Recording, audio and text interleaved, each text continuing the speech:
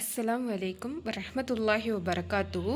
இன்னைக்கு வெள்ளிக்கிழமை என்ன பார்க்க போகிறோம்னா அஹ்லு சுன்னா அப்படிங்கிறத பற்றி தான் பார்க்க போகிறோம். அப்படின்னா அந்த காலத்தில் நபி ஸல்லல்லாஹு அலைஹி வஸல்லம் அவங்க இருக்கும்போது வஹியா வந்துச்சு, அதில் பல ஹதீஸ்கள் இருந்துச்சு.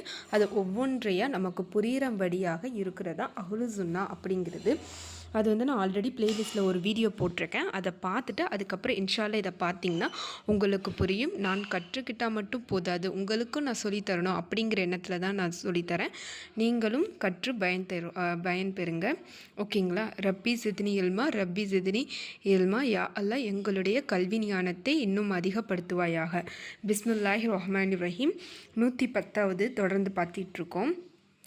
அபு மஸ்ஊத் என்ற அக்பா இப்னு அமரு அல் அன்சாரி ரலியல்லாஹு அன்ஹு அறிவிக்கிறாங்க. இவங்க அறிவிக்கிறாங்க என்னன்னா, தர்மம் செய்தல் பற்றிய வசனம் இறங்கிய போது நாங்கள் எங்கள் முதுகில் மூட்டைகளை சுமப்பவர்களாக இருந்தோம். அப்படின்னா ஒவ்வொரு வசனம் வந்திருக்கு. இப்போது ரசூல் ஸல்லல்லாஹு அலைஹி வஸல்லம் ஒவ்வொரு வசனமாக இறங்கியிருக்கு. அப்போ தர்மம் அதை பற்றின ஒரு வசனம் இறங்கியிருக்கு. அப்போ இறங்கினப்போ அவங்க அங்கே இருக்க சஹாபாக்கள், அங்கே இருக்கிற நபி ஸல்லல்லாஹு அலைஹி வஸல்லம் அவங்களோட கூட இருந்து எல்லாம் செஞ்சுருக்காங்கன்னா, முதுகில் மூட்டையை எப்படி கட்டிக்கிட்டு சுமப்பாங்களோ அது மாதிரி சுமந்து ரசூல் ஸல்லல்லாஹு அலைஹி வஸல்லம் அவங்க கிட்ட போவாங்களாம். எதனால்? தர்மம் அப்படின்னு வந்தனால நாங்கள் தர்மம் செஞ்சால் நன்மை அதிகம் கிடைக்கும் அப்படிங்கிற ஒரு எண்ணத்துக்காக முதுகில் மூட்டைகளை சுமைப்பார்கள். ஒருவர் அதிக பொருட்களை தர்மம் செய்தார். அதில் ஒருவர் யாராக வேணா இருக்கலாம். அதில் ஒருவர் ரொம்ப அதிகமான பொருட்களை தர்மம் செஞ்சுருப்பாங்க. மேபி அவங்க ரொம்ப ரிச்சாக இருப்பாங்க. அப்போ தர்மம் அப்படிங்கிற ஒரு வசனம் இறங்கணும்னா அவங்க கிட்ட பொருள் இருக்கிற எல்லாத்தையுமே தர்மம் செஞ்சுட்டாங்க. யாருடைய பாதையில்? அல்லாஹுவின் பாதையில். அதை இவர் பிறர் மெச்ச செய்கிறார் என்று சிலர் கூறினார்கள். அப்படின்னா என்னன்னா, இப்போ அவருடைய எண்ணம் என்னவா இருந்திருக்கும்னா, நான் அல்லாஹ்வுடைய பாதையில் அல்லாஹ்க்காக நான் தர்மம் செய்கிறேன். ஏன்னா அல்லாஹ் ஒருவன் தான் அறிந்தவன். மக்கள் எதுக்காக பண்ணுறாங்க அப்படிங்கிறத அல்லாஹ் ஒருவனால் மட்டும்தான் அறிய முடியும், வேறு யாராலும் அறிய முடியாது. ஸோ அவங்களுடைய எண்ணம் எப்படி இருக்குன்னு அல்லாஹ் அறிவான். ஆனால் இதை பார்க்குற மக்கள்கள் என்ன சொன்னாங்கன்னா, இவன் பெரிய ஒரு கருணன், பெரிய கொடையாளி, இப்படின்னா சொல்லணும் மக்கள் எல்லாம். அதனால தான் இவன் சும்மா அல்லாஹ்வின் பேரில் தர்மம் செய்கிறாங்க அப்படிங்கிற மாதிரி மக்களாக நினச்சிக்கிட்டு பேசுகிறாங்க. ஆனால் அது அல்லாஹ் ஒருவன் தான் அறிவான் என்று சிலர் கூறினார்கள். மற்றொரு ஒரு சாவு அளவுக்கு தர்மம் செய்தார். சாவு அளவுக்குன்னா ரொம்ப ஒரு குறைந்தபட்சம் 2 ஞானம் இப்படி இருக்கிற ஒரு குறைந்த அளவில் தானம் செய்தாங்க.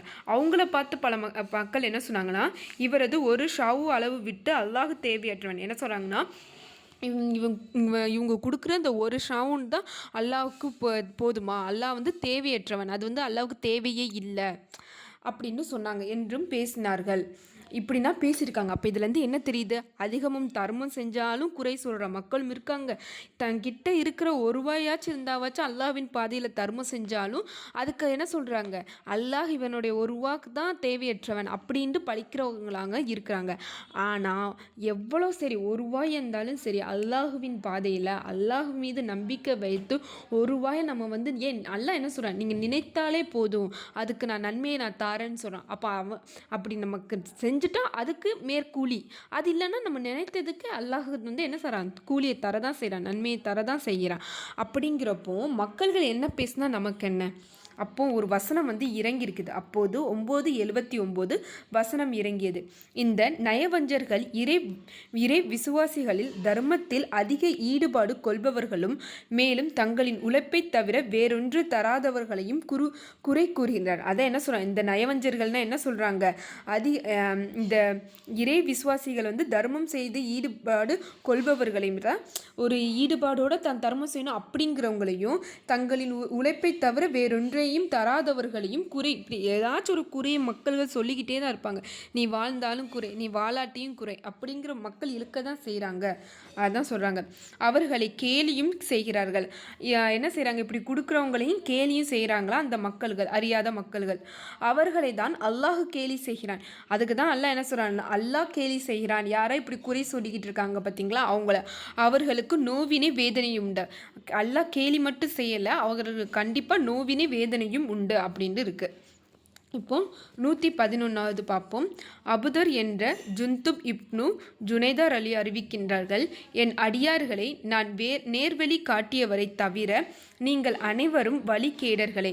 என்ன சொல்கிறாங்க? அல்லாஹ் சொல்கிறான், என் அடியார்களே, அடியார்கள்னால் நாம தான், நான் நேர்வழி காட்டியவர்களை தவிர, நான் யாராருக்கு நேர்வழி காட்டுறோனோ அவங்கள தவிர மித்த எல்லாருமே வழி கெட்டவர்கள் தான். அப்படின்னா என்னது? அல்லாஹ் நாடினா மட்டும்தான் ஒருத்தவங்க வந்து நேர்வழி பெற முடியுமே தவிர அல்லாஹ் நாடலைன்னா நேர்வழி அடைய முடியாது. அதுக்குன்னு அல்லாஹ் நாடலை நான் நேர்வழி பெறலை அப்படின்னா சொல்லக்கூடாது. அல்லாஹுவின் பாதையில் நாம் முயற்சி செய்தால் தான் அல்லாஹ் நமக்கு நேர்வழியை தருவான். ஓகேங்களா? எனவே என்னிடம் நேர்வழியை கேளுங்கள். அப்போ அல்லாஹ்விடம் ஒவ்வொரு நாளும் அல்லாஹ்கிட்ட துவா கேட்கணும். எப்படி எனக்கு அல்லாஹ் நேர்வழியை தாங்க அப்படின்ட்டு. நான் நேர்வழி தருகிறேன். அல்லாஹ் சொல்கிறான், நான் நீ எங்ககிட்ட துவா கேட்டால், என்கிட்ட நீ துவா கேட்டால் நான் கண்டிப்பாக உனக்கு நேர்வழி தருகிறேன். என் அடியார்களே, அல்லாஹ் சொல்கிறான், நான் உணவளித்தவரை தவிர நீங்கள் அனைவரும் பசியால் வாடுபவர்களே. என்ன சொல்கிறான் அல்லாஹ்? நான் உணவளித்தவர்கள் மட்டும்தான் பசி சாப்பிட முடியும். நான் உணவு அளிக்காட்டி நீங்கள் சாப்பிட முடியாது. ஆனால் எந்த ஒரு பறவை இருந்தாலும் சரி என்ன செய்யுது? காலையில் போய் இரையை தேடி வருகிறது. ஆனால் வீட்டு திரும்பும்போது அதோடைய வயிறு என்னவா இருக்குது? நிரம்பி தானே இருக்குது. யார் மேலே நம்பிக்கை வச்சு போகுது? அல்லாஹ்வின் மீது நம்பிக்கை வச்சு போகுது. அப்போ அல்லாஹ் தான் உணவளிக்கிறான். அவனை தவிர வேறு யாரும் உணவளிக்கலை. எனவே அதனால் நீ என்னிடம் உணவு கேளுங்க. நீங்கள் கண்டிப்பாக என்னிடம் உணவு கேட்டால் உங்களுக்காக வந்து என்ன அல்லாஹ் தருகிறான்? உணவு தருகிறேன் அப்படின்னு சொல்கிறாங்க. என் அடியார்களை, நான் ஆடை அளித்தவரை தவிர நீங்கள் அனைவரும் நிர்வாணிகளே. அப்படி என்ன சொல்கிறான்? நான் வந்து உங்களுக்கு ஆடை அளித்தவரை தவிர அப்படின்னா உங்களுக்கு நான் ஆடை அளித்தவரை தவிர மித்தவங்க எல்லாருமே நிர்வாணிம்னா அப்படின்னா ஆடை இல்லாமல் இருக்கிறவங்க தான். அப்போ அல்லாஹ் அதனால் நம்ம அல்லாஹ்கிட்ட ஒவ்வொரு நாளும் ஆடைக்கும் சரி உணவுக்கும் சரி அல்லாஹ்க்கு நன்றி செலுத்த மறந்துடக்கூடாது. ஏன்னா அல்லாஹ் மட்டும்தான் நமக்கு இதெல்லாம் தருகிறான் தான். நான் உங்களுக்கு ஆடை தருகிறேன். நம்ம அல்லாஹ் கிட்ட கேட்டோம்னா அல்லாஹ் நமக்காக தருகிறான். அது எந்த நேரத்தில் எப்படி வேணாலும் நம்மக்கிட்ட யார் மூலியமாக வச்சு தந்துடுவான். என் அடியார்களை, இரவிலும் பகலும் நீங்கள் தவறு செய்கிறீர்கள். என்ன சொல்கிறேன்? கண்டிப்பாக ஒவ்வொரு முஃமின் என்ன ஆண் பெண்ணாக இருந்தாலும் சரி கண்டிப்பாக தவறுகள் செய்ய தான் செய்வீங்க. அது உங்களுக்கு மற்றவங்களுக்கு தெரியாமல் இருக்கலாம். ஆனால் அல்லாஹ் ஒருவன் அறிந்தவன். அதுதான் சொல்கிறான். இரவிலும் சரி பகலும் சரி நீங்கள் தவறுகள் செய்கிறீர்கள். எனவே பாவங்கள் அனைத்தையும் மன்னிப்பேன். என்னிடம் மன்னிப்பு கேளுங்கள். நீங்கள் எவ்வளோ பெரிய பாவங்கள் செய்தாலும் சரி என்னிடம் வந்து மன்னிப்பு கேட்டால் நான் உங்களை மன்னிப்பேன். உங்களுடைய தவறுகளை மன்னிக்க நான் ரெடியாக இருக்கேன். நீங்கள் தவறு செஞ்சதுக்கு மன்னிப்பு கேளுங்க அப்படின்னு அல்லாஹ் சொல்கிறான். என் அடியார்களை, நீங்கள் எனக்கு தீங்கே செய்துவிட முடியாது. என்ன சொல்கிறான்? நீங்கள் கண்டிப்பாக அல்லாஹ் யாராக இருந்தாலும் சரி அல்லாஹ்வுக்கு தீங்கு செய்ய முடியுமா? செய்ய முடியாதுன்னு அதான் சொல்கிறான். நீங்கள் எனக்கு நன்மை செய்திட முடியாது. நம்மளால் அல்லாஹ்வுக்கு தீமையும் செய்ய முடியாது நன்மையும் செய்ய முடியாது. என் அடியார்களை, உங்களில் முதன்மையாளர்கள், உங்களில் இறுதியானவர்கள், உங்களில் மனிதர்கள், உங்களில் ஜின்கள் ஆகிய உங்களில் ஒரே ஒருவரின் இதயத்தில் இரையச்சம் இருந்தாலும் அது என் நிர்வாகத்தில் எதையும் அதிகப்படுத்தி விடாது. என்ன சொல்கிறான் அல்லாஹ்?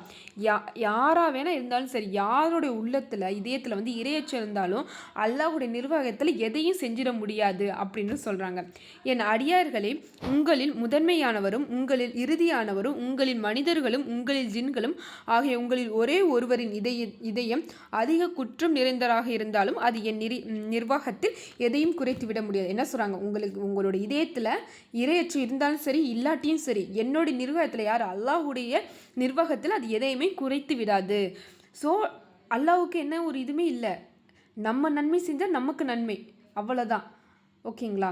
என் அடியார்களே, உங்களில் முதன்மையானவரும் உங்களில் இறுதியானவரும் உங்களில் மனிதர்களும் உங்களில் ஜின்களும் என அனைவரும் ஒரே மைதானத்தில் நின்று என்னிடம் அவர்கள் கேட்டால் அப்படின்னா எல்லாம் அந்த உலகத்தில் இருக்க எல்லாருமே போய் அல்லாஹ்விடம் போய் கேட்டால் ஒவ்வொரு மனிதர்களுக்கும் அவர் கேட்டதை கொடுப்பான். அப்படின்னா ஒவ்வொரு மனிதர்களுக்கு என்னென்ன தேவையோ அதை கண்டிப்பாக அல்லாஹ் கொடுப்பான். அப்படி கொடுத்தாலும் கூடியது கடலில் நுழைக்கப்பட்ட ஊசி தண்ணீரை குறைப்பது போன்றே தவிர என்னிடம் உள்ளது இது குறைத்துவிடும். என்ன சொல்கிறான்? உலக மக்கள்கள் அனைவரும் வந்து என்னிடம் அவங்க தேவையை கேட்டாலும் கூடியது அது என்னது? என்னுடைய கஜானாவில் ஒரு ஊசி, எவ்வளோ சின்ன ஊசி, அது வந்து கடலில் எந்த அளவு தண்ணீரை குறைக்குமோ அந்த அளவுக்கு தான் குறையும் அப்படின்னு. அப்போ ஒரு ஊசி கடலில் முழுங்கி அது வந்து தண்ணியை குறைக்குமா? இல்லைன்னா அப்போ பார்த்துக்கோங்க, எல்லாருடைய தேவைகளையும் எல்லாம் நிறைவேற்றினாலும் அவன் கஜானா குறையாது. என் அடியார்களே, இவைதான் உங்களது செயல்கள். இதுதான் உங்களுடைய செயல்கள். அவற்றை நான் முழுமையாக அறிந்து வைத்துள்ளேன். நீங்கள் என்ன செய்தாலும் அல்லாஹ் ஒருவன் கண்டிப்பாக அறிவான். பின்பும் அவற்றின் நற்கூலிகளை உங்களுக்கு நிறைவேற்றுவான். அவற்றினோட நற்கூலி என்னவோ அதை வந்து உங்களுக்கு கண்டிப்பாக நிறைவேற்றுவான். நம்ம செய்த நன்மைக்கு நமக்கு நற்கூலி இருக்குது. சிறந்ததை ஒருவன் பெற்று கொண்டால் அல்லாஹுவை புகழட்டும். ஒருவன் வந்து ஏதோ ஒரு விஷயத்தில் சிறந்த ஒன்றை வந்து கேட்டு அவன் பெற்றுக்கொண்டா அதுக்கு பதிலாக நம்ம வந்து அல்லாஹுக்கு புகழணும், அல்லாஹுக்கு நன்றி செலுத்தணும். இது அல்லாஹ் அல்லாத பெற்றுக்கொண்டால் அவர் தன்னையே தவிர வேறு எவரையும் பழித்திட வேண்டாம் என்று அல்லாஹ் கூறியதாக நபி ஸல்லல்லாஹு அலைஹி வஸல்லம் அவர்கள் கூறுகிறார். என்னன்னா, ஒரு விஷயம் அவனுக்கு கிடைச்சிருச்சுன்னா அல்லாஹ் புகழட்டும். இதே ஒரு விஷயம் அவனுக்கு கிடைக்கலையோ இல்லை வேறு ஏதோ ஒரு நாள் அதை அவனுக்கு சேராமல் போச்சுன்னா அல்லாஹையோ இல்லை மற்ற மனிதர்களையோ குறை கூறாமல் தன்னால் தான் இப்படி ஆயிடுச்சுன்னு சொல்லி தன்னைத்தானே பழித்திடுமே தவிர வேறு மற்ற மனிதர்களை பழித்திடக்கூடாது. இது என்னால் தான் நடந்துச்சு அப்படிங்கிற ஒரு மனப்பக்குவத்துக்கு வரணும். இந்த ஹதீஸை அறிவிக்கும் போது இதன் அறிவிப்பாளர் அபு இத்ரிஸ் முழுக்காலிட்டு மூட்டப்பட்ட உட்கார்ந்தவராக கூறுவார். இதை ஒரு முட்டு போட்டு உட்கார்ந்தவராக இதை கூறியிருக்காங்க என இதன் மற்றொரு அறிவிப்பாளர் ஷெய்த் கூறுகிறார்கள். இன்னொரு அறிவிப்பாளர் ஷெய்த் கூறுகிறார்கள். மேலும் சிரியா சாம் வாசிகள் இந்த ஹதீஸை விட மிக சிறந்த ஹதீஸை அறிவித்ததில்லை. இதை விட மிக சிறந்த ஒரு ஹதீஸை சிரியா வாசி ஹதீஸ் சொல்லலை என்று இமாம் அஹமத் இப்னு ஹன்பல் அவங்க கூறுகிறாங்க. இன்ஷா அல்லாஹ் நெக்ஸ்ட்டு நன்மைக்கான வழிகள் அதிகம் அப்படிங்கிறத பார்க்குறதுக்கு நெக்ஸ்ட்டு நான் வீடியோ போடுறேன். இன்ஷா அல்லாஹ் நீங்களும் கவனிங்க. ஓகேங்களா? நான் ஏதாச்சும் தவறுகளாக சொல்லியிருந்தால் என்னை மன்னியுங்கள். அல்லாஹ் மன்னிக்கட்டும். அஸ்தகுஃபிருல்லாஹ் அஸ்தகுஃபிருல்லாஹ் அஸ்தகுஃபிருல்லாஹ். அஸ்ஸலாமு அலைக்கும் வரஹ்மத்துல்லாஹி வபரகாத்துஹு.